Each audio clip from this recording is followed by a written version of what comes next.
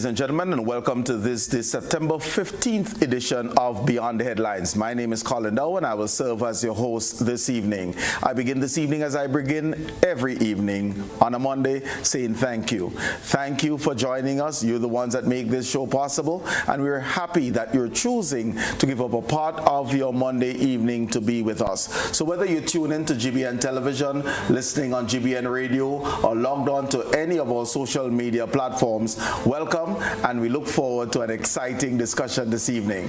What we're grappling with, we're looking at the Age of Civil Legal Responsibility Amendment Bill. I will just read the short name because it's quite a mouthful. So the Civil Responsibility Bill is what we're going to be discussing. I have with me in studio Mrs. Jeannine Sylvester Gill, who is the chair of the Grenada National Coalition for Rights of the Child. Welcome, Jeannine. Thank you very much. Thanks for having me. Oh, absolute pleasure. And we have two other experts with us. I will call them by name, and I would ask them to tell us a little bit about themselves. I will start off with you, Kimalee, and if you'll just share some of the things that you're doing in not yet so chilly Toronto. Good night. Thanks, everybody. My name is Kimalee Phillip. I'm the Director of Human Rights at the Canadian Union of Public Employees, which is Canada's largest union. And in my spare time, I do a lot of organizing here in Toronto and still in the Caribbean around gender, women's rights, and many things, and I'm just really excited to be in conversation with everybody tonight. Absolutely, and thank you so very much for joining and lending of your expertise and insights. And also online, here in Grenada, I must take that jab, Dr. Fletcher. Good evening, everyone. I am going to make up for that. For our next session, I am going to be live in studio. But until then, I am very happy to be online with you. I am the physician attached to the Grenada Parenthood Association. Very passionate about this type of work and very happy to be in conversation here tonight as well. Okay. Thank you so very much, and thank you, ladies, for joining us. Jeannine, if I can start off with you, what is generally covered by the Age of Civil Legal Responsibility Act? So I'm deliberately starting off with the Parent Act before we come down into the amendment that is making the rounds. Right. So, once again, thanks for having us. GNCRC has always been passionate about rights when it comes to our children of the nation. So, the original act, as you said, it's a very long name, right? But it talks about civil responsibility, the age of civil responsibility. When can a child be held responsible for a decision that they make? Mm-hmm. Long story short, right? So, in terms of making decisions without their parental consent. And Grenada has had a long history of differences of ages, right? So we still have, as it is now before the amendment, we have criminal responsibility being 12. Mm-hmm. We have which is technically someone cannot be held liable, criminally liable for sex with someone under the age of 16, right? So 16 is, as we would say, it is the age of consent for sex. 18 is the age in which we get to vote, but we still can't marry, get into legal contracts, etc., until we're 21. Right? So what this bill has been trying to address is the gaps in between the ages of civil responsibility. When can we hold someone responsible for the decisions that they make? And this particular act, the Principal Act, addresses civil matters, so it's not criminal matters. Okay, so it's by land. Sometimes we complicate things. By land, enter into a contract, I can rent an apartment, those types of things, and be held liable for the rent. Correct. At the age of 18, based on this act. Based on the act, right? Based on how it is. Well, contracts and so are 21. Or still 21? Or still 21. Okay. Right? So the amendment now looks at how can we bring things more into one age group, one category, which makes sense for us. And so there are lots of differences of opinions, but the act itself is very straightforward. The amendment is even, it's not as complicated as we're trying to make it look. So the changes have been changes that we have been calling for, that stakeholders have expressed interest in over probably, I could say, the last 2 decades. And I could say that safely because I've been involved in conversations, in discussions, in consultations over the last 20 years, looking at this same age of civil responsibility. Okay. Right? And so it's not something that is brand new, that has jumped out of the pot all of a sudden. We listen to the voices of our youth, young people, as stakeholders working with young people. We see the issues that they come across, the hurdles they have to really try to cross over. I know we're going to get into to that later on, but I just want to know what is the bill seeking specifically to add or amend to the Principal Act? Okay, so the amendment that we're talking about here speaks to the age of responsibility being from 18 to 16 when it comes to seeking sexual and reproductive health services, which includes information, education, and so forth, for persons 16 to 18. That's the first change. Right. It also allows for the minister to apply for an order to cover children 12 to 15. Right? The order itself is not on an individual basis and stuff like that, and we'll get into that. But that's the major change right now. Why the focus on sexual and reproductive health? I mean, the rights of the child is broad. Correct. Why this focus on sexual and reproductive health specifically?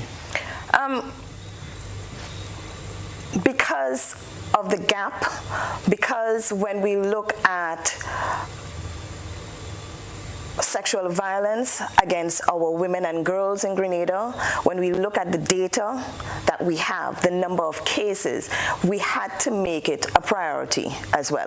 Now, mind you, this act is just one of many which would have come through the Spotlight Initiative. So there are lots of other changes and other acts which will be hopefully amended. This is just one of, I believe, 14. So it's not that it's the priority one or so. This is the one that is completed. It is first. It is first. If there are 14 and this is the one you bring forth, it means that somebody somewhere believe either this was the easiest or it is the most important. Well, that you will have to speak to the consultant, Mr. Ramdani, on it if he figured that that one was the easiest. But this is the one that has been completed first. And so this is the one that is moving first. Okay. Right. Nikosha, if you may, what are some of the services that are now becoming available without parental consent? Well, very good question, and I think that's part of the confusion. That is certainly what's causing a lot of the uproar. Now, even in conversations that we've had up until recently, what the 16 and 17-year-olds will have access to will have to differ from those of 14 or 15-year-olds. But that is something, once we get over the first hurdles, we will sit, all the stakeholders will sit and fine-tune. But like Ms. Sylvester was just saying, Mrs. Sylvester, with focus being the sexual and reproductive health, and not just the services, but we're really focusing on the education, right? Let's get them educated. Now, in the way of services, patients will be able to, a 16-year-old will be able to come in and have, let's say, STI testing done. without a parent. So it's very similar to what we already do for 18-year-olds. They can come in and they can have, let's say, in addition to their STI testing, they want to start their contraceptives. So we can sit with them and we can counsel them on all of the methods available, discuss what's best for them based on their history and personal preferences. Now, like I said, and I want to keep reiterating that, although it has not yet been fine-tuned, at 14, we will not be ticking all of the same boxes. So that still needs some work, admittedly, but we want these younger patients to have the access. And I say all the time, I sit in the position where I see young patients who can't talk to their parents. And you know, they don't have mom to come in now, so of course I need to be careful. I cannot sit at present and converse with this patient and help them like I would otherwise want to. But in the way of the STI testing, for instance, if this patient has an STI and they're left untreated because they can't get that care, there are a lot of long-term complications. So these are some of the services that we want to tackle first and most. So like I said, highlighting things like the STI testing and provision of contraceptives to prevent unwanted or unintended pregnancies. Let me just tease out a little bit more here. If I'm to, just for the general population, when we say sexual and reproductive health treatments, what are we referring to specifically? You mentioned STIs, what else? Well, like I said, one of the main issues is contraceptives, because we see, you know, we look at a lot of data. And in the last couple of weeks, I have been really back and forth with some of these numbers. And by the age of 12, almost 1 in 2 children have had some sort of sexual exposure, right? Of course, that increases as the number or the age increases. That leads to a lot of teenage pregnancies. And that's a problem because, of course, long term, we see how that affects our girls and our women career-wise. Their professional development suffers significantly. So our plan here is to intervene and provide not just the education, but these services. So we don't want to have to mop up a mess, so to speak, and I want to choose my words wisely. But if patients come in and access contraceptives, and like I said, we have a wide range of contraceptives. What happens here is these patients who are engaging in sex earlier and are at greater risk of pregnancy can now protect themselves and avoid that from happening. Yeah, But another issue that I want to add here is that studies have shown a lot of teenage pregnancies, and I really want to, I actually have a graph. It will be good if I can share the screen, but a lot of teenage pregnancies happen with men who are well over 20 years old. Yes? So we know that we have a problem that needs to be addressed. Children are sexually active at a lot younger ages with partners significantly older and putting them at significantly greater risk. Allow me to push back here on a couple of things. One, is it true that we're having lots of teenage pregnancies? And I'm saying one might be too much, but well, one is definitely. But are we seeing an upward trend, or we see it stabilize, or has it been decreasing in recent times? And secondly, what are the ages of these individuals? And one thing that comes to mind is that if we track back, now I'm not saying it's appropriate either, if we track back at our grandmother's ages when they had our parents or thereabouts, teenage pregnancy is not necessarily something that is new. And one may argue that it has decreased in recent time rather than exploded. Well, you make a very grandparents and how old they may have been.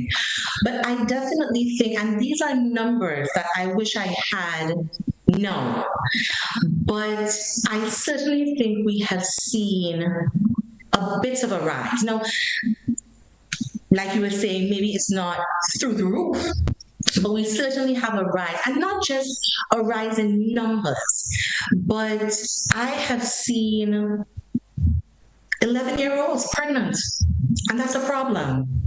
So one, I think we do have an increase in numbers, but certainly a decrease in age. And that we need to tackle for sure. So we're seeing these numbers, and like I said, to reiterate, they're not boys of the same age, but significantly older men. And that is where, one of the studies that we looked at showed a lot of the under 12s that engage in sexual activity admit to being coerced into that activity. So we're looking at these specific statistics, and they're not just 12 and 13-year-olds experimenting, so to speak. Right. But so here, Nicosia, if I can, and pardon the interruptions, we're referring here to, and let's be very clear, what you just described is rape. Somebody needs to go to prison for that. The bill doesn't address that, but we shouldn't tolerate it as a society. We need to persecute this. We need to name, shame, and jail those individuals. But that's not what the bill addresses. And hence the inquiry as to what brings about this. Now, if I'm just to ask another question, just for your purposes, is pap smears, for example, accessible to that 16-year-old today? No, they're not. As a matter of fact, the guidelines suggest that pap smears start at 21. This is regardless of sexual history. So whether this patient has never had sex or started having sex at 12, this is what the guidelines currently state.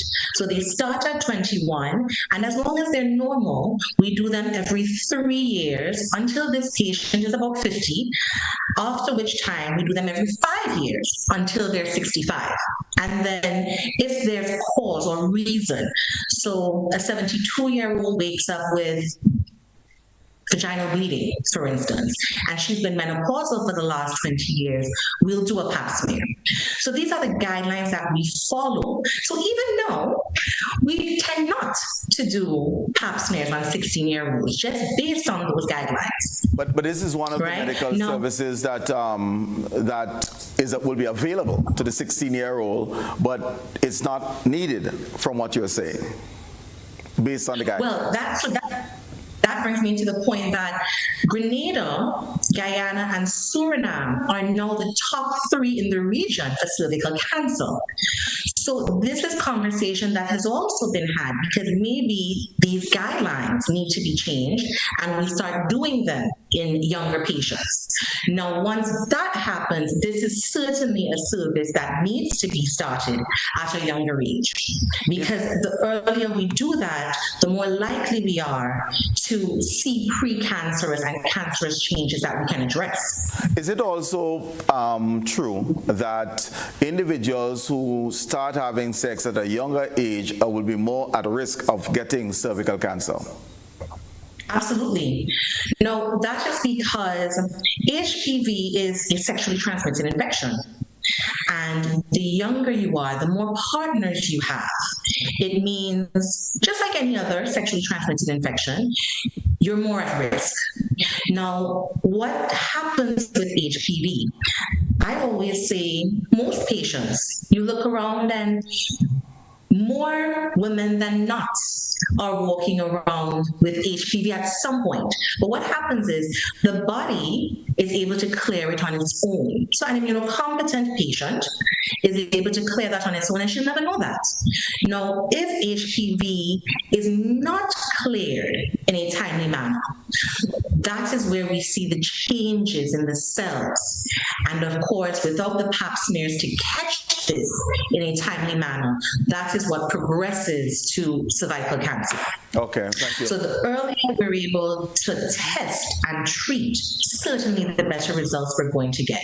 So like I said, I think guidelines need to be adjusted or amended as well, and our younger patients do need that access, especially if they are sexually involved earlier. Okay. Kimalee, why is this important for minors who are specifically referenced in this bill? I found it, so the age of majority is 18, and the bill speaks to minors. So why is this important for minors? I would love to answer you. I just want to ask Dr. Nikosha Fletcher a question, if that's okay. Sure, just around the HPV. So is it true that that HPV can remain in your body, become dormant, so that you don't have flares, perhaps you don't have genital warts, but you have it, and so you don't know, and if left untreated, you have no vaccines, you can pass it on to someone else, right? Absolutely. Absolutely. And, I like the point that you made, because even the vaccines, the vaccines were rolled out and the uptake has been quite poor. But another point that I want to make here is that we forget that men pass on HPV, right? No, they certainly can't get cervical cancer because, well, they don't have the apparatus. Okay, they don't have services, but we need to remain cognizant of that. And you do not know you're infected with HPV because there are absolutely no symptoms early on. When you present with that vaginal bleeding or the pelvic pain or the discharge, we're already in trouble. So it's something that we need to be proactive about. Okay. Kimalee? Thank you. I wasn't trying to take over your job, Colin. I just really wanted to ask her that. The education is important. No worries. Okay, and I think it builds on what I was about to say anyway in response to your question, because the reality is we have two things at play. We have a public health system that is severely underfunded for many different reasons, and we're not able to provide the quality kinds of care, even if well-intentioned doctors and nurses want to. Infrastructurally, we don't have the kinds of supports that we need. So there's that part, right? There's a paucity in services. And then on top of that, you have the stigmatization of young people. We're not talking about sexual education, health, like sexual health care, where we're avoiding that topic to have these really important conversations early on with youth who, as Dr. Fletcher has just said, are having sex as early as 11 and even younger, right? So the reality is we're kind of operating in a bit of a dissonance where we don't want to have the hard conversations that are really important and necessary, but it keeps happening. And so for me, growing up in Grenada, having witnessed, having experienced forms of gender-based violence, sexual harassment, sexual assault, unfortunately, it is so common at home. And I know that we don't like to air our dirty laundry, but the reality is it is so common.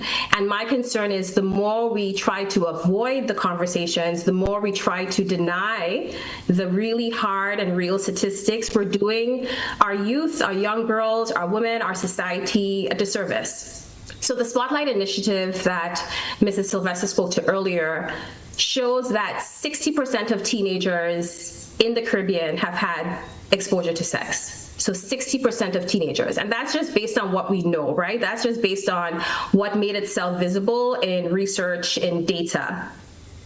In the world, we have the second highest adolescent fertility rates. So when I think about when I was at convent and the number of young girls who got pregnant, forced or not, and they were not able to access healthcare, or as Dr. Fletcher spoke about, getting STIs and other forms of sexually transmitted diseases. So the reality is we can't keep pretending like there isn't a problem in our home and in the Caribbean. And the other piece that's really hard to talk about, and I know that this topic might be hard for a lot of us listening in, and even maybe for those of us on the show, but the problems of incest, right? There was a study done a few years ago, and they found that practitioners in Grenada considered that incest was the most common form of sexual abuse of children. with stepfathers as a primary category of perpetrator. Fathers, uncles, brothers were also implicated. And what was disturbing as well is that mothers were seen as enablers and accomplices in some cases. Now, this is not an indictment on parents and guardians, right? Unfortunately, sometimes they don't have the supports they need for their own harm that they experienced. Sometimes it's out of ignorance. But the reality is incest is another big issue facing children and young people at home. So when we talk about minors, let's also talk about their experiences of violence and harm that remain unaddressed. And so that's why I think it's really important. What this bill is trying to do is make this a public health priority by saying there's a need to address the very real harm and violence experienced by young people who the statistics show are already exposed to sex, want or not. And so I think what this bill is trying to do is address that. And as mentioned earlier, this is one of many. This is like one approach to a much bigger issue. In fact, I would argue, based on the research, that it can't just be legal changes. We have to accompany legal changes. And that's exactly where I was going, because I heard you earlier mention about a child or minor being sexually active at 11. They're being raped. And I want to use that term. So having the tough conversation publicly is not uncomfortable for me. We must be unforgiving and relentless in stopping this violence against our children, boys and girls. Because we made lots of references to females here, but boys aren't spared either. And hence it is important for us as a society to say it is not tolerable within a 2025 context. It wasn't tolerable in 2020 either, by the way. But my challenge here is, while I see the correlation, the bill doesn't address those things. In other words, the root causes. When an 11-year-old shows up with an STI, the bill doesn't address the cause. And as was pointed out by Nicosia, it is typically not a 12-year-old that's passing on this STI. It's someone much older. And hence, we as a society need to address that in terms of the rights of the child. What's your feedback, Kimalee? No, I absolutely agree that there's so much work to be done. Like that's what it was about. And thank you for jumping in, because that's where I was heading, is like legal changes are one part of the pie. The reality is we need to change cultural norms, beliefs, and attitudes that at the heart of it make this okay. And there's many cultural norms that we are used to that actually perpetuate this kind of harm, inadvertently or not. If we don't address the presence of intergenerational harm and sexual abuse in our families, in our communities, that then shows up in high incest rates, if we don't address the colonizing gender beliefs that say that men are the ones with power and a woman's place is in the home and in the kitchen, if we don't address the problem where women and girls are seen as the property of another, never their own, they don't own their own bodies, but it belongs to someone else, usually a man, and hence someone else is entitled, accessible, can make their bodies disposable. If we don't normalize violence in the family and then blame children, blame youth, women, when they step forward and talk about the violence they experience, then all the legal changes won't matter. Because these beliefs, these norms are still very much pervasive. And just to say quickly on the punishment piece, the reality is laws, as I just said, laws are not the only answer. And I get it, we come from a place of anger and rage and we want to punish. I'm not sure if that is the only answer, because we've been punishing. It still continues. Clearly, a much larger conversation needs to take place about how do we support people.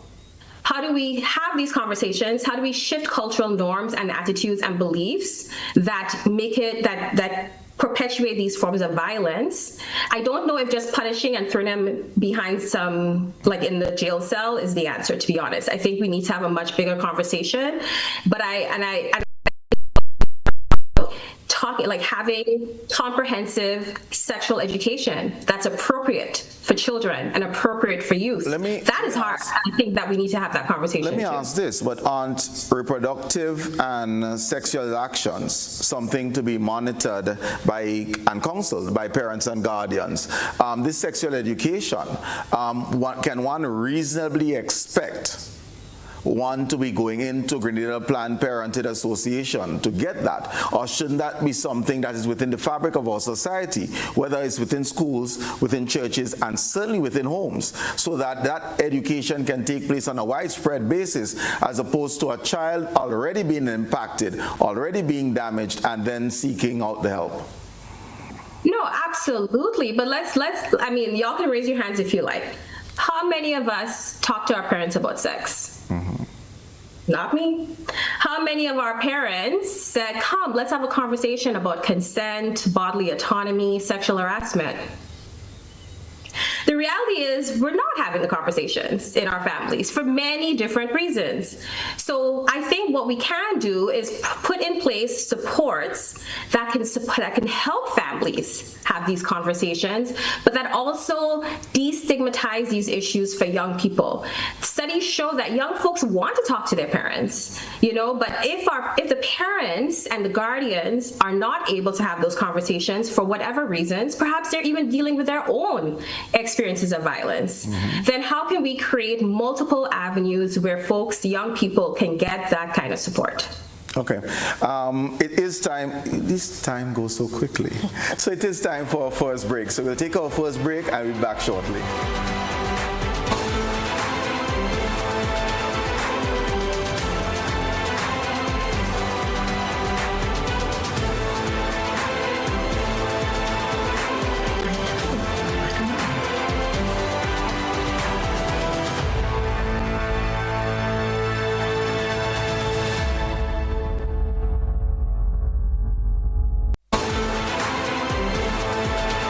Prices nationwide. Wholesale prices available on selected items. Come take advantage of our amazing in-store discounts. At Oasis Pet and Garden, there is something for everyone. To order and for more information, contact Oasis Pet and Garden today. Or contact us on Facebook or Instagram. Oasis Pet and Garden, a home for farmers. Are you longing to taste authentic, flavorful dishes from Thailand? Then look no further. Konthai, the newest restaurant located at the back of Galleria Mall top floor, is the place to satisfy your taste buds for Thai dishes that are well seasoned with fresh local spices. They offer a great selection of sumptuous dishes that will tantalize your taste buds. Visit Konthai today because the food is good, the ambiance is great, and the staff friendly. Available on Bites and Yogo Grenada. For more information, call 456-0074 or visit konthaigrenada.com or stop by the new Galleria Mall, Grand Anse St. George. I'll meet you there.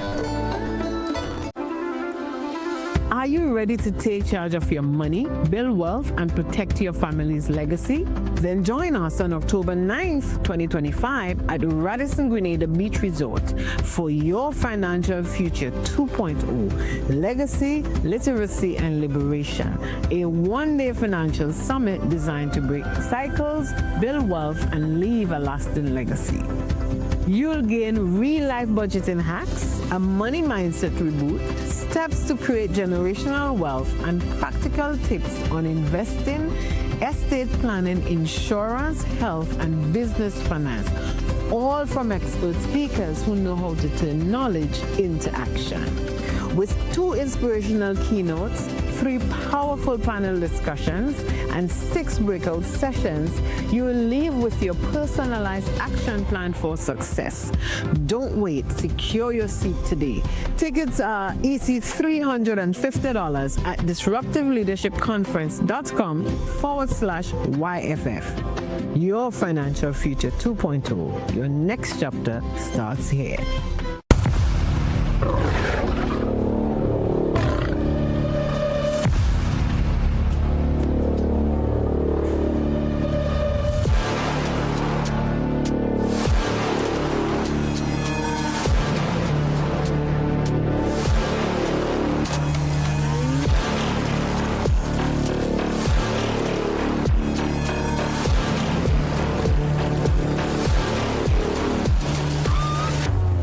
Distributed by Echo Blue Limited. Visit us on the Lansopine Main Road or call 405-4818.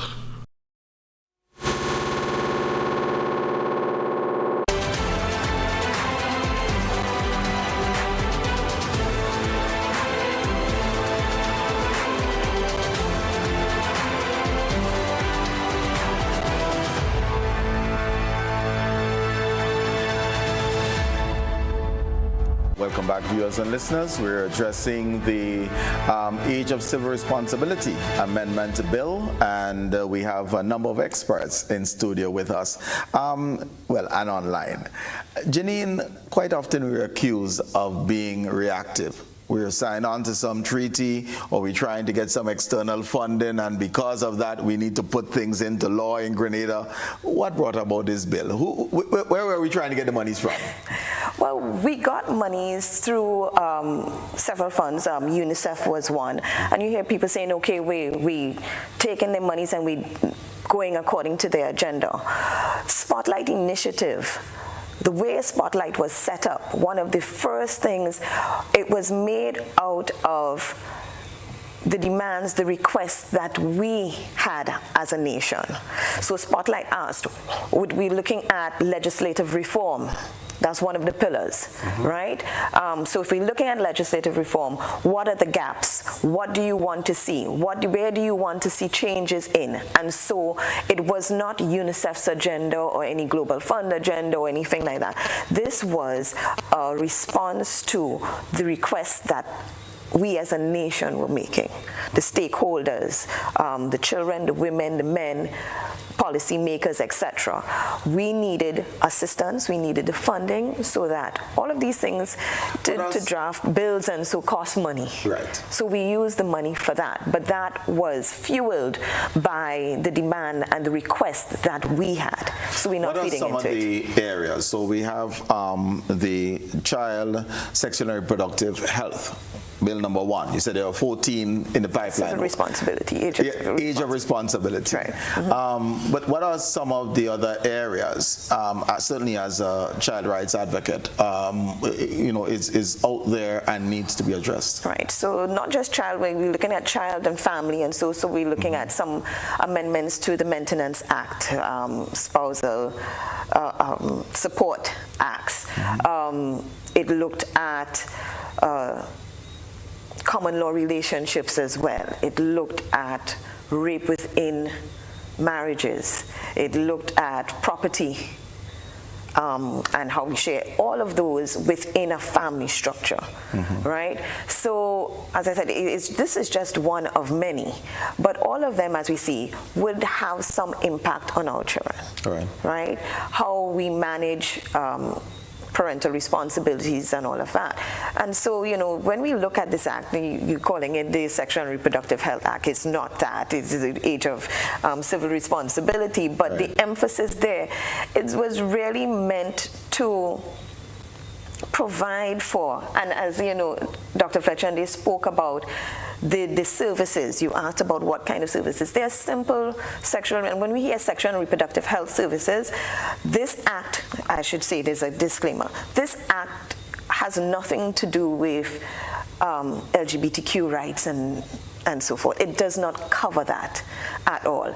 We're not talking about sex changes. We're not talking about anything like that. That's not covered here. But do you believe that some observers believe that's the slippery slope that we're on, because it speaks to diagnosis, it speaks to treatment? Where do we stop in terms of that definition? Right, and so the act, the amendment is specific, right? And so sometimes to cloud things, we assume. People are not informed. If they don't have the information, they will be left to assume. Well, and this is where I'll go next. Given the cultural sensitivities, how, when, where were these consultations? Because it seems to have taken the population quite by surprise. And people are saying, well, there were the Spotlight asked for consultations and there were none, and then we're seeing a bill. I mean, you've heard that. I'm not going whether it's truth or not, right? But when were these consultations held? Who were the focus groups that were identified, etc., over what duration? Well, Spotlight started just around COVID, unfortunately, right? But the consultation started even before that, which is why we were able, as some of the stakeholders, so you had Planned Parenthood, GNCRC, guides, nurses, teachers, PTA, across the board. I have attended several, right? Child Protection Authority, the officers, parenting groups, etc., NGOs, CSOs. But this, as we said, was as a response to, we were able then to give feedback at these consultations because there was work done before where we were seeing the gaps. There are policies done through Ministry of Health. So there was an adolescent sexual and reproductive health policy that we have in Grenada.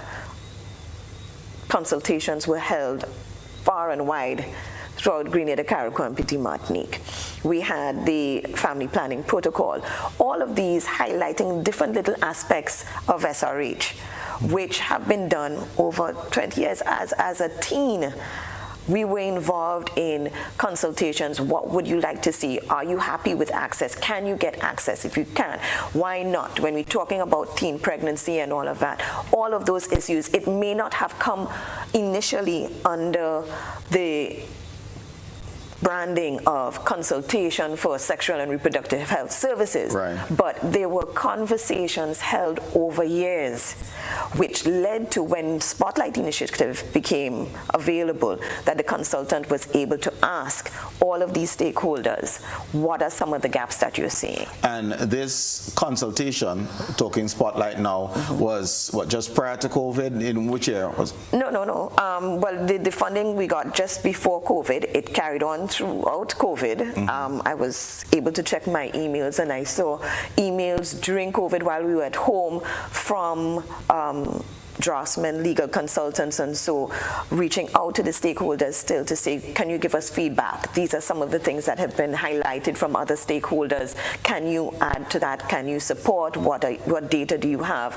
And that has gone over 4 or 5 years. Spotlight. Some of the documents I see going back to 2017. Okay. Right? So it's not something that is just come across. But as I said, maybe it wasn't highlighted as the SRH or age of civil responsibility directly, but it looked at the gaps. And so they were able to pull the information, the draftsmen were able to look at it and see, okay, this, you talked about, some of the things, the systems that have to be in place and so on. How come we're not just, those were things with the gaps. We have Child Protection Authority, we have the counseling services, all the support services are there. They need to be beefed up now because now we have more reporting. So we have more cases being highlighted. And one of the things that we said, when we do the work, when we do the investigations, when we do the interventions, one of the things that was missing was that access to services, right? Access to information, access to education. We've been pushing for comprehensive sexuality education in the schools from all levels. Age-appropriate information that should be done at the schools, as you said, at homes. This is a reflection of our parenting skills as a nation, right? This bill covers those children who don't have the parents that they can go and talk to and have that conversation and say, hey, mommy, I'm interested in this. What do you know about it? What can you tell me? This bill is to protect those who parents know what's happening, that it is a relative, a provider, someone that the parent does not want to report on, who has taken advantage of this child, as you say, is rape. Right? I work at the program for adolescent mothers. I see it on a daily basis. All of my students are children who are mothers, the 11-year-old, right?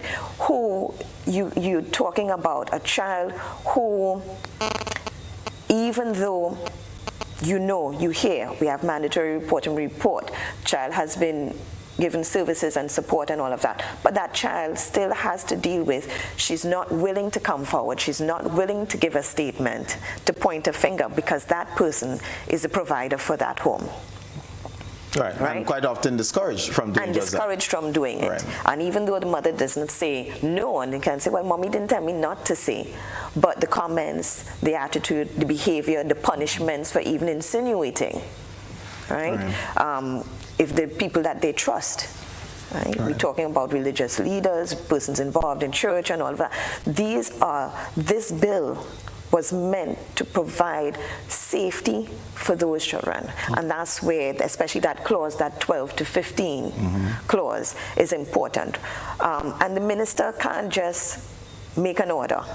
The bill covers, it's very explicit that the minister seeks advice. It's on advisement of the Minister of Health. But quite often our Minister of Health is not a medical expert either. So that will come with, we have within the Ministry of Health, you have your senior technical professionals who will give the advisement to bring it forward. It will have to come back to Parliament. It has to be approved. So it's not, we wouldn't know who, right? So let me ask this. The 12 to 15-year-olds must be, through an order by the minister. Correct. Must be gazetted. Correct. Right. Is it a case, because we're now talking about the rights of privacy, so is it a case that from June to December 2025, this service will be available for people ages 12 to 14, because the minister is aware of a case, and by putting it in such a broad sense, that minor can get the help, but there's a sunset clause to it? Or is it that we'll be moving forward and henceforth in Grenada, this service will be available for folks 12 to 14? It's specific. So it's not just a broad base. So say, for instance, and we've made the recommendation to amend the amendment before it goes forward. Right. So say, for instance, our adolescent mothers as a particular population that we say, okay, the minister will then ask for an order to cover that our adolescent mothers have access to SRH services without consent. So that's where the thinking is. That's the notion that is behind it. So it doesn't address an individual case? Not an individual case. But if an individual needs the help, how will he or she access it? Well, if they fall into that bracket. So right? It's not on an individual basis. No, I'm not suggesting that individuals are named, because privacy rights are important. You certainly don't want to stigmatize the child. But if John needs a service and he is 13 years old, how can he access it, is where I'm going. So the bill also covers protection of professionals, right? To know that they will not be held legally responsible for assisting. Case in point, say for instance, I have known of a case of a teenager presented, and we was talking about girls, a boy in particular, presented himself at a public facility, health facility, seeking services for genital warts. As it is now, he cannot get the service without parental consent. So that 14, 15-year-old boy was sent away to say, go get your parent, to bring your parent. How do we cover this 14-year-old boy? As it is now, he's not covered. How is he going to approach his grandmother, who he lives with, to say, Granny, I need you to come with me to the health center because I have genital warts? All right? The bill is then to protect young people like that, to protect the spread of an STI, right? And so, as I say, it's not individual, but circumstances, conditions, that kind of thing. That's what it's meant to do. No problem. Certain groups, criteria, etc. Okay. Nikosha, the amendment to the Act zeroes in on sexual and reproductive health. But as a population, we hear abortion. Is this reasonable? Well, even before that, before I answer that question, because I was asking to share the screen earlier, and I wanted us just to look at two graphs, well, a pie chart, and then a graph that I have here, and then we'll get to that, because I know that is certainly causing a lot of talk. But the first thing I want us to look at here, and that goes back to the discussion we were having a while ago about punishment. You know, if we look at this graph, what do we see here? We're looking at the top where we have the Caribbean adolescent fertility rate. And like Ms. Phillip said, we're second in the world. First is sub-Saharan Africa, right? So we're second when it comes to adolescent fertility rates, Latin America and the Caribbean. Now you look at this, and the take home here, I want us to see the huge difference between, let's say, Dominican Republic and Bermuda. Now, Bermuda has had this significant decrease in their adolescent fertility rate because they have changed their approach. So a lot of, if you look at the graph at the bottom, a lot of the more developed, you'd argue, England, Spain, the Netherlands, lowest on the list.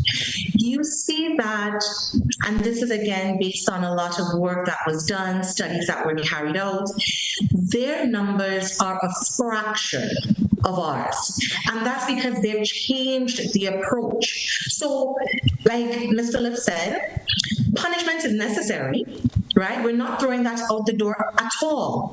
But we need to change focus. We need to shift focus and talk more about the education and the access to services, because we see here the difference that it makes. Right? The Netherlands changed their approach, so they moved away from focusing as much on punishment and having that comprehensive sexual education, that access across the board. And that is why we're looking at the Netherlands. They're about 5.2. Their adolescent fertility rate is about 5.2. Dominican Republic is 63.2. And like I said, other countries who have followed suit, like Martinique and Guadeloupe, we see the results. So that's the first thing I wanted to say. We're not saying we're decreasing or getting rid of punishment entirely. That would be absurd. But we just need to shift focus because we see what works or what has worked and continues to work elsewhere. I really want to... If you can, go ahead. If you can, just the numbers. So you highlighted, let's say France. We see them in terms of the list of more developed countries. You didn't say exactly what I cannot see from the screen here, what the number for Grenada is. So if you can share France what Grenada is. About... So like I said, Netherlands, let me see if I can pull this up here. So the Netherlands was just under 5. I think France was about 6%. Yeah. Spain was coming up closer to 7. I think Portugal was closer to 9. And then we see England, no, they're still all under 10%. Or, well, the adolescent fertility rate is still under 10. But... And we're assuming this is 10 in every 100,000? Yes, I think it's, let me confirm. Because that's important as we look at the data. Correct. Then it's 10 out of what? I do note as well in terms of the bottom of the list, Bermuda remains a dependent of England. Martinique, one of France. Aruba is a Dutch territory. So it probably should not be surprising if we see them that's right. at the bottom of the list. Correct. And that is the point that we're making because, you know, they saw, well, they obviously followed suit, like I said, made the change, and we see the difference. So this is something I really wanted to highlight. I want to confirm for you, but I do believe it's in every 10,000. Now, another thing, I like these figures so much. This is another point that we were making earlier. So of course, I'm still coming to the question. But looking at this pie chart, this really sends home the point that we were making about all of these teenage pregnancies being by men who are significantly older. So I'm not sure. Let me try to make this a little bit bigger for you. But here we have, if we start with the 6.2, okay, the studies were done and age was not stated. So we move away from that bit of our pie chart. But 15.2%, you see that's a 15 to 19, right? So those may be, you know, the partners of the same age or certainly closer in age. to our teenage pregnant or our teenage pregnant patients. But look at the 20 to 24. That's 80% of teenage pregnancies. And like Mrs. Sylvester said earlier, we know them. We know the 11 and the 12-year-olds. And we're looking at 20 to 24 years. And like you've been saying, quite frankly, that's rape. That's something that needs to be addressed. So the largest part of the pie, the largest fraction or portion of the pie, and then even more disturbing, we have an area of this still left for 25 to 29-year-olds, another almost 25%. So this is the problem that we were alluding to earlier. We're seeing the teenage pregnancies, and they are by significantly older males. And then that takes me to the abortion. Now, what I want to say here is that, and I know a lot of people don't want to hear this, but these abortions are happening, and it's unsafe in a lot of cases. Now, two things. One, access would make that safer, but we don't even want to get there. We have to discuss it, but our hope is that once we have that comprehensive sexual education and parents are having this conversation, and you can go to your teacher and counselors and you can talk to doctors about it, that we don't even need to get there. We can sit with these patients and start them on contraceptives. These are the services I want us to place the focus on, and really not... If I can interrupt you, and you probably can stop sharing so that we're able to see a little bit more clearly. But yes. How do you address and change the mindset? Because the amendment to the bill is the age of legal responsibility. That's the principal act. The amendment, though, that 4A being added, deals with sexual and reproductive health. And culturally, we hear that, we hear abortion.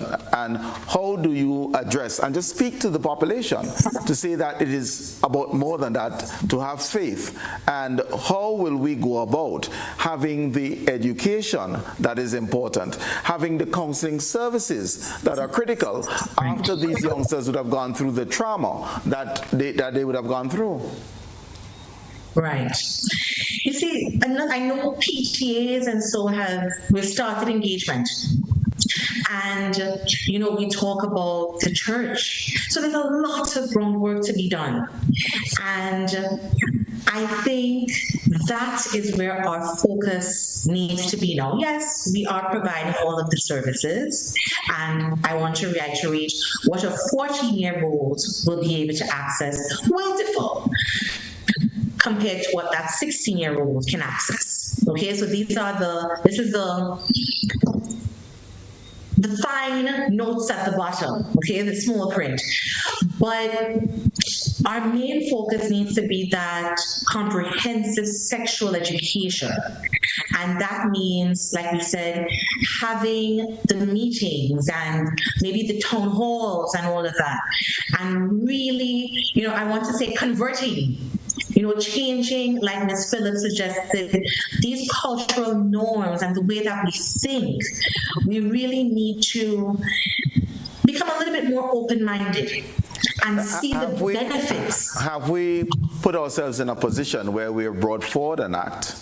Of course, the act is generating quite a bit of discussions, and discussions quite often are good because we're able to put a spotlight on these issues. But if we have not, alongside that, have the structure that would allow for the public education, that would have the structure that would allow for the counseling services, we have lots of things on the books. We have millions of laws. We're not short on laws, but we're short on utilizing those. What are we doing to ensure that those services that should be complementary to the Act will be put forward in short order?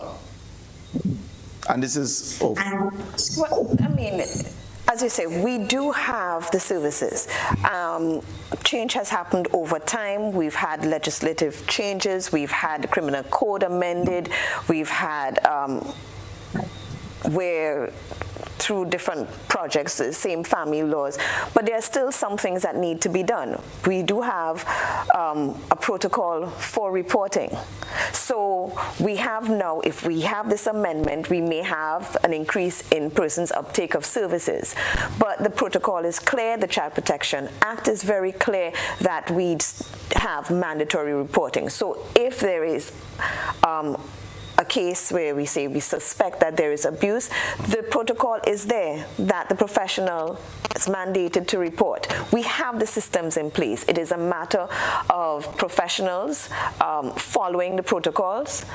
We have the systems, we have the counseling systems in place. Yes, they need to be beefed up a bit. Yes, but once we follow, once we have support services. Once we utilize them well, once we follow the protocols, we can see that there is safety in going through with the amendment, right? And I think the only way we can guarantee that it will work, and we can't guarantee it's human nature, but as best as we could, is if people are informed, they're educated, that they know that if this is the case, this is the next step, what's going to happen, what can happen, what are the repercussions, etc., right? And so in terms of providing the services and all of that, the professionals who are providing the services, they're doing it, as we say, they're given consent, they're given authority to make their own decisions. It's done really with guidance. It's not to say we're providing SRH services in a dispensing machine.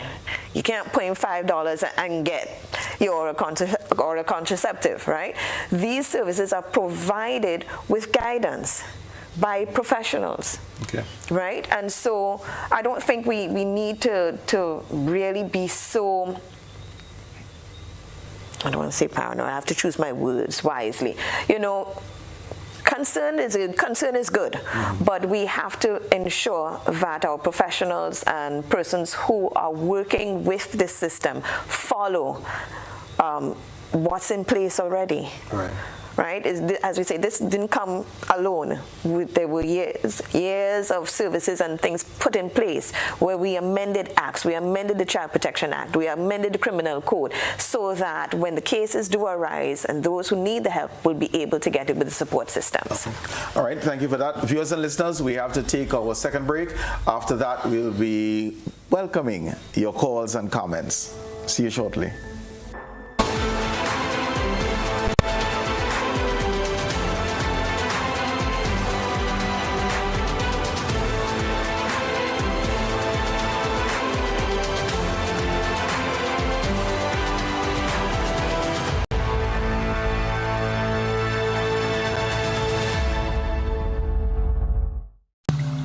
Asian Spa and Wellness Cafe, nestled in the serene surroundings of Le Phare Bleu, Calivini Bay, St. George, is the perfect spot to unwind and relax after a stressful event or when you wish to spoil yourself in the most comfortable and relaxing atmosphere. They offer many different massage modalities, including thigh hammer, washer and cupping, signature thigh deep tissue massage, also facials to depuff and tighten pores, deep cleanse full body, hair and nail treatments and more. Take a walk down to the cafe for authentic Thai breakfasts and delicious traditional dishes. Choose from our special mixed drinks, both hot and cold. Opens daily. Visit Asian Spa and Wellness Cafe today, Le Phare Bleu, Calivini Bay, St. George, because you will not regret you did. Grenada. Exciting news. Oasis Pet and Garden has expanded. In addition to our existing location, we're now open at our new location, Melville Street, St. George's, now serving you at 2 locations for even more convenience. At Oasis Pet and Garden, we bring you the best products at the best prices nationwide. Check out our garden department for the best quality Pro Mix potting soil, vegetable seeds, and seedling trays, cocoa peat, liquid fertilizer, granular fertilizers, and more. Our livestock and livestock products are the highest quality and the best prices in Grenada. Hey, Lynn. Hey, neighbor. Here's the bill I asked you to pay for me. How did you get your electricity bill to be so low? For one, we size our transformers just for what we need. and we unplug transformers, chargers, and other devices when they're not in use. We also replaced our light bulbs with LEDs. They burn less energy, right? Much less. I even replaced the seal on my refrigerator door to keep the cold air in. And Grenlec is always advising us not to open the fridge too often. That's right. And my family washes and irons in bulk. So while Grenada can't control fuel prices, I can conserve energy and save money. Grenlec, energizing our Grenada. Jam's World is located on Halifax Street in St. George's, opposite Norm Shopping Centre and upstairs John's Boutique. It's the place to visit for all your children's clothing from 0 to adult.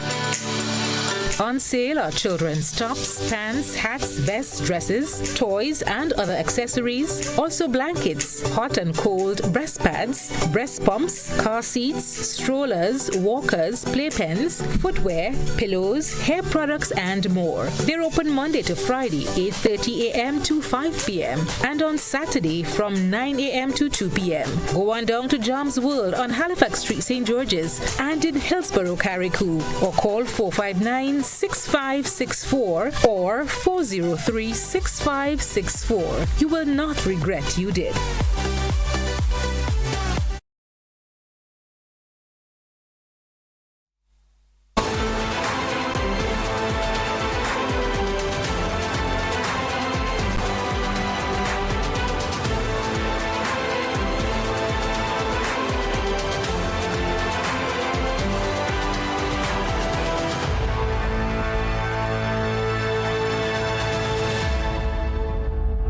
Welcome back, viewers and listeners. We're dealing with the amendment to the Age of Civil Responsibility Act. Kimalee, this one, we are dealing with minors and having this conversation. And does legal capacity imply mental capacity to address and navigate some of these issues?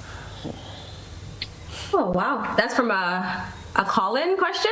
It's a great question. No, this is me to you. I just, it's because as you look at the rights, and the viewers and listeners, they will be able to call in now, 440-1252. That's our number, and they will weigh in. But just prior to that, I just, how do we get the balance, and are we getting the balance?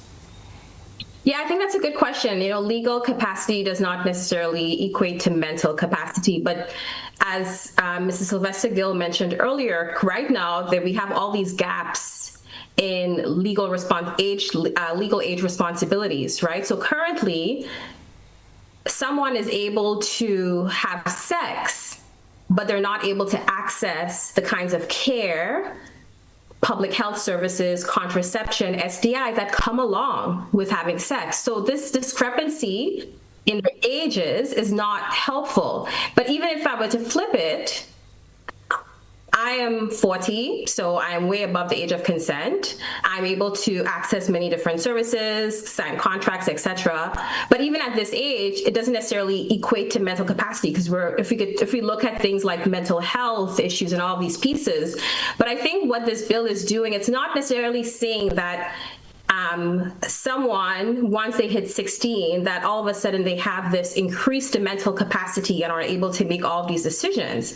But I think what we're seeing is there's currently a gap where, one, legally, someone is able to have sex. They can, that's what the law says, but they cannot access the kinds of services that come along with that.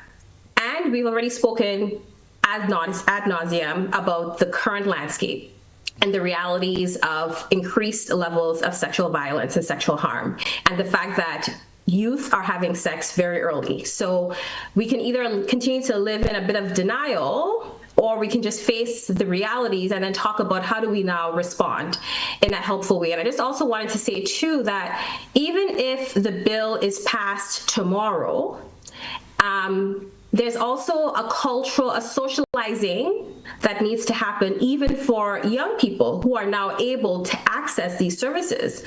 I don't know if there's going to be a floodgate of people accessing public health services if the bill is passed, because there's stigma attached. We still have issues where there's a lot of shame though we talk about sex constantly in our soca songs, and I love soca, and I love carnival, we talk about sex constantly in these avenues, but somehow when it comes to comprehensive sexual education and making sure that someone understands what consent means and what it means to protect your body, that's where we shy away, and all of a sudden we don't want to talk about it. So I think we need to acknowledge that the bill should not be delayed, but even if it is passed, we need to then support the young people and also change our attitudes so that they don't feel judged for coming forward and seeking the kinds of public health services that they need. Why is there an issue with minors accessing, let's say, menstrual and gynecological care? I mean, why should that be an issue? It's a great question. Dr. Fletcher, I defer to you. Sex has always been a taboo topic, right? So you're talking about sex, yes, but you're talking about now menstruation and all of that. That's no topics. We've always tried to hide them under under the sofa, push them aside.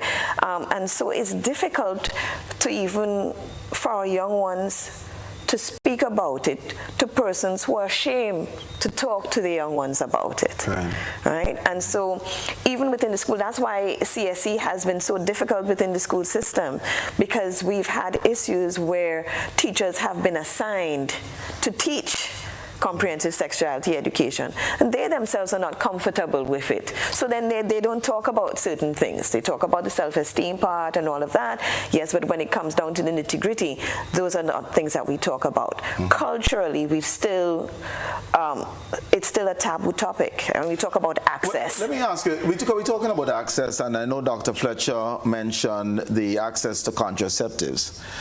Why is it, if this is a taboo, if one wants to purchase a contraceptive, we still have to go stand in line, and with 7 people around, depending on how long the line is, we have to point out, I want X in front of everybody. Now, a 25-year-old may or may not be comfortable in making that request. A 15-year-old most definitely will not be. And if we believe these are the ones that we are protecting, then shouldn't some of the adjustments be with our medical partners in saying, allow someone to have a choice, and like with everything else, come up to the counter to make the payment? By all means. I mean, access is so broad. When we talk about access nowadays, it's just, availability is not access. Availability is not access. And that's what we have to make clear. It's available, it's there, but how accessible is it? And for our younger ones, it's even more of a deterrent. This now is allowing them to access it, right? But how are we going to see a change in placement in the pharmacies? Are we going to go to seek out Dr. Fletcher, on Cockroach Alley in order to be able to get supplies? How do we make it accessible? Right, through education, information, that it is okay. I think because the legislation covers liability and that kind of thing in terms of professionals, I think we would see the doors opening up a little bit more, where professionals themselves are a little more comfortable providing some of the services, right? And you spoke about that cognitive gap as well. Without getting all into the psyche of it in terms of your prefrontal lobe cortex and so, which guides your decision-making process. People say, well, now the data is showing that your decision-making mechanism isn't fully developed until much later and that kind of thing. And so you're saying we're changing the age to a younger decision. But it is on a spectrum. And so in the past, we've been using, basically professionals use the Gill competency, right? And so with that guides in terms of, the patient's understanding and the consequences. So you're not just giving blindly, but it's given on advice, what is best. Dr. Fletcher spoke about it. When you come in, they will discuss with them, what are your options? What are best for you at this age, this stage, and so forth. What are the consequences? What are some of the things that can happen if you do choose this? Part of it also is encouraging consultation or conversations with parents. I know at GPPA in the past, there are those who would have come in and the practitioners would say, and they would ask, is this a conversation you've had with your parent? And they would say to you, I can't talk to that person is not, but encourage. We've spoken to parents for young ones to mediate and to start the conversations. And these are some of the support services in terms of creating that access, that young persons know that they can access it without any stigma, without being fearful. And so the support systems, as you say, the support systems have to be in place. I want to say here, though, before we go on, because I just, as a continuation of that, because that was extremely well said, those support systems need to be put in place. Now, we're talking about the stigma, and I think the thing we need to focus most on is the change in behavior. Right? And that's across the board. So we're currently looking at, quite a few countries have gone before us, Jamaica, Bermuda, and we're looking at them to see what really works best, so their best practices, so that we can start, getting some of those started. Now, one of the big things, like Mr. Dowe asked, them coming into the pharmacies, that's going to take a while. But I want to tell you this, Jamaica, for instance, has a specific adolescent health center that adolescents can go into. Now, you walk in and on the downstairs, there are games, you can grab something to eat, and the clinic is actually upstairs. Very, very well structured. Now, GPPA is working on starting an adolescent clinic as well. So at the start, this is where we are. Now, there's a lot of work to be done, like I said earlier. And yes, we want to get to the place where they can walk into the pharmacy and not feel ashamed. But that we know is going to come from a lot of work. And I want to say that is what I'm hoping even this program does tonight. We're sitting, we're talking about the issue. We want awareness of what's happening here. We want to increase that awareness. We want parents to start talking about that responsible sexual behavior with their children. But it's going to be a steep hill. But I just wanted to say these are some of the things that we're noting and hoping to start. But with the Adolescent Health Center, there will be specially trained staff. And as time progresses, we roll out more stations that our adolescents are able to feel comfortable accessing services at. And let me just ask you to expand on a little bit. What are your current locations in order for individuals to access your services? So right now, unfortunately, we're only on the Pontoon. There was a branch in Grenville that was closed, but in addition to the Pontoon Street, we are currently working on a small hub for TAMCC students, for instance. So they are able to go there, speak to their own colleagues, because we do have the youth advocacy movement. So some of these members are going to have different shifts, and adolescents, teens, they're able to go speak to someone like them about issues that they can probably each other with. Now, anything that needs to be referred, they'll then send them to us or to me, and we'll address as is necessary. So that's where we are in the way of locations, but hopefully as time progresses, I'll be able to tell you about 2 or 3 more locations throughout the Tri-Island state. Okay. All right. And let me just come back to one question that I asked earlier, because as we followed the conversations, we were talking about reproductive health. And as I mentioned earlier, people are hearing abortions. Are abortions even legal in Grenada? Very good question. I think we're asking some very, very good questions tonight. No, I would say this, and this is something that a lot of patients or persons as a whole just don't know. Now, if the pregnant person's life is at risk, for instance, so, due to some health conditions, we can lose mom as a result of this pregnancy. An abortion in that case is completely legal, right? So we do have these, I'd say almost caveats, but it is illegal, just generally speaking. Okay. And it's important because as we look to address these debates, sometimes people come to it without full information. And that is a platform from which they launch, and then everything else will be fallacies. Kimalee, just on a rights issue, if you can just speak to the viewers and listeners of how important this first step and subsequent steps are for the growth of our nation. Thanks for that question. I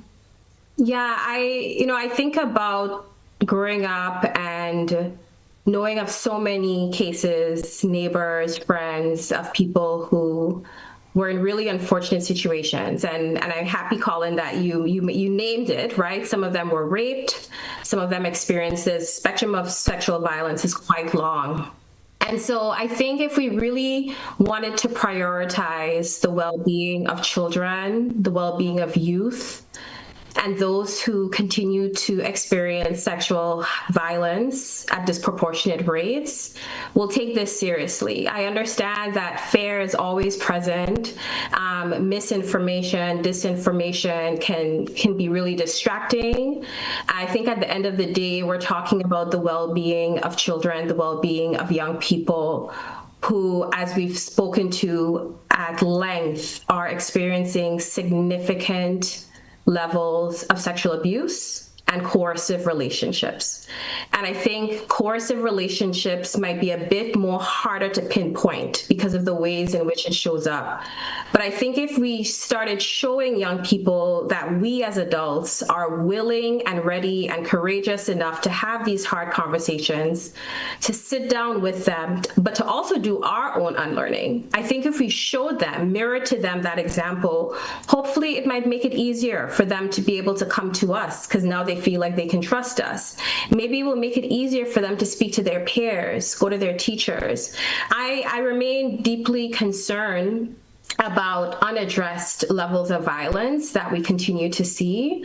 And the reality is when people are trapped in silence, it makes them more vulnerable to more harm.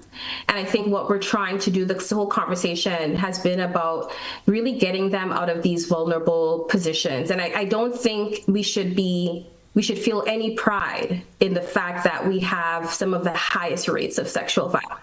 From gender-based violence, intimate partner violence, child sexual abuse, we are at the top of that pillar. That is embarrassing. It truly, truly is. And I know that it's really hard to air our dirty laundry, but until we can name it, then we can tame it. And I think it's really crucial that we act sooner than later. And I would like to think it's not that we're at the top, but it's that we report more.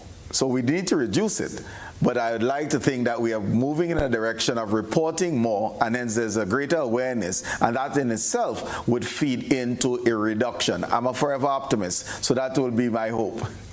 Colin, I appreciate that, and I know that that might comfort us, but the reality is we have some alarmingly high numbers.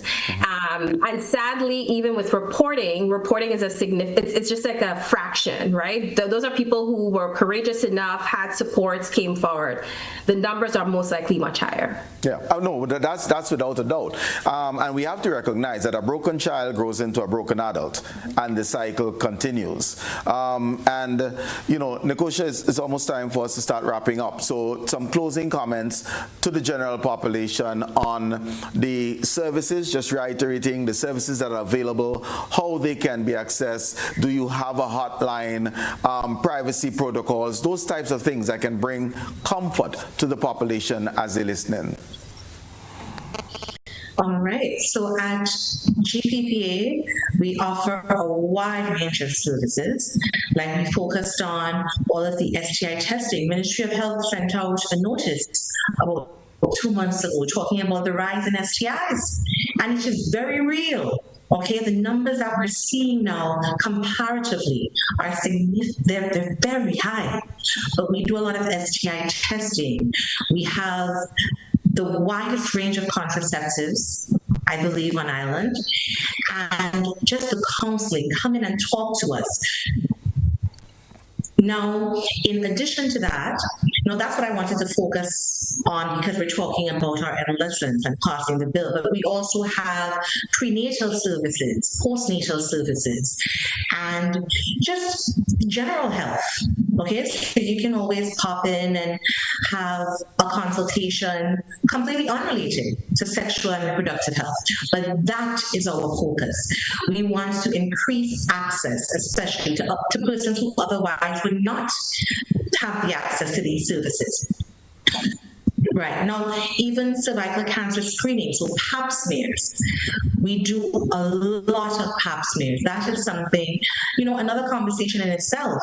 But like we were alluding to earlier, our rates are far higher than we want them to be. And we need to bring those rates down. So these are just a few of the services that we offer at Planned Parenthood. But in the way of the Adolescent Health Center or clinic, I'm hoping within another month or so, we can get that off the ground. And we are really putting in the work to make sure it is a comfortable and safe space for our adolescents to come into, not feel judged, but feel like they can talk to somebody and get the best care out there. Okay. All right.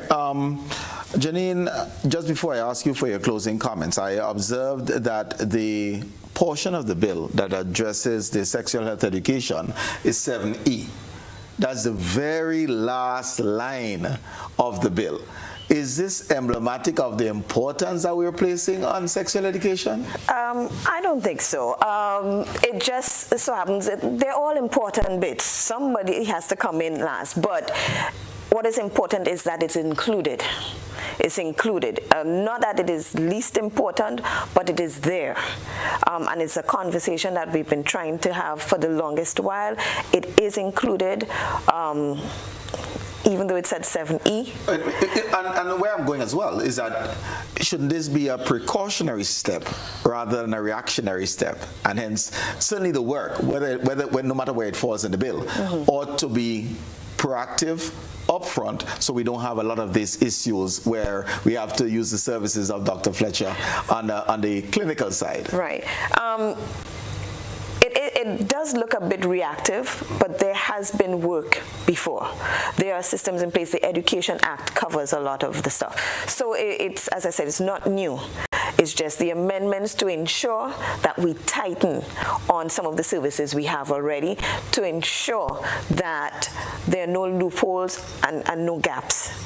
For what is there. And if you can, to the general population as we wrap, there's a message for the importance of us embracing these new initiatives to have holistic care for our population, this one zeroing in on our minors. Right. So absolutely. I think the more information we have, the more education we have about these bills will help us really accept it and embrace it. But it is important that they are put in place.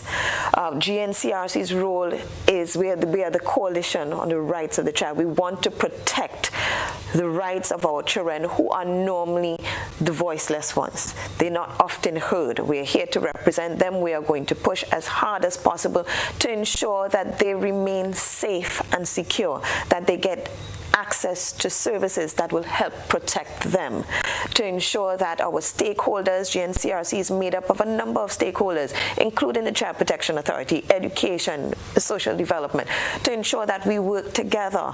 And so this is not a bitty-bit thing. This is something that we are looking at the holistic approach, ensuring that our children are protected. As you say, our children are our future. What happens to the child now will really, we will see what will happen reflected in when that child is an adult and that child is someone who is contributing as part of a community and our nation. What happens to our nation is dependent on how children now. Right? And so it's important that parents embrace it, ask questions. The GNCRC is there, ministries are there, stakeholders like GPP are there to ask questions. Come and ask, what does that entail? What does that look like? Reproductive health services, yes, not just contraceptives, but even contraceptives for regulating menstrual cycles, right? So it's not just to prevent a pregnancy, but all of that comes under reproductive health, and sometimes we don't open the discussion enough for them to understand. And so the purpose of this bill is really to fill in those gaps where we've, over the years, children have been able to fall through the gaps and we haven't been able to prosecute and to take things forward and to provide the services. These acts, these amendments are helping to really pull things together. Mrs. Jeannine, Sylvester, Gill, thank you. Dr. Nikosha Fletcher, thank you. Ms. Kimalee, Phillip, thank you all for sharing of your expertise to this conversation. To you, viewers and listeners, we certainly appreciate your attention to this topic. I will also challenge you that we don't sweep sexual and reproductive well-being under the carpet. Last week, we spoke about mental health, something else that we don't address appropriately. Let us be honest, let us be upfront, and let us address those things for the general well-being of our society. Let's not be shy about it. We can do this. Have yourselves a wonderful evening, and I look forward to being with you again in the next 6 days, 22.5 hours. Take good care.